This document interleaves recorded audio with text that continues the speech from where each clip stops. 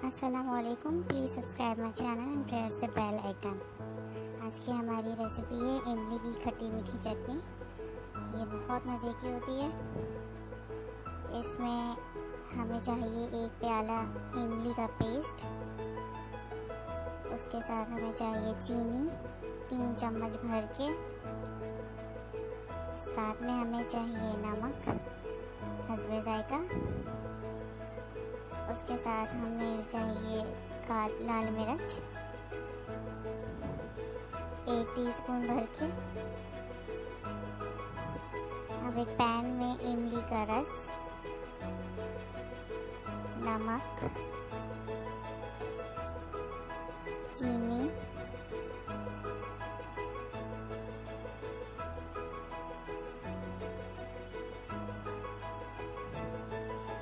और लाल मिर्चों का पाउडर शामिल कर देंगे हम।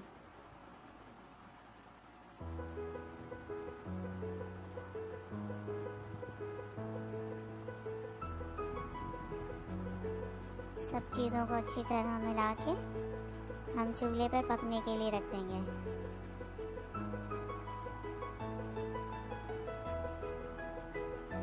जब चटनी मुनासिब मिकदार में गाढ़ी हो जाएगी तो हम इसे चूल्हे पर से हटा लेंगे।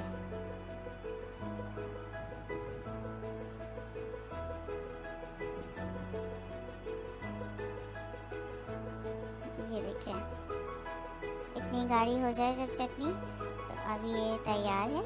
इसको आप चूल्हे पर से उतार लें। इन्हें पकौड़ों के साथ,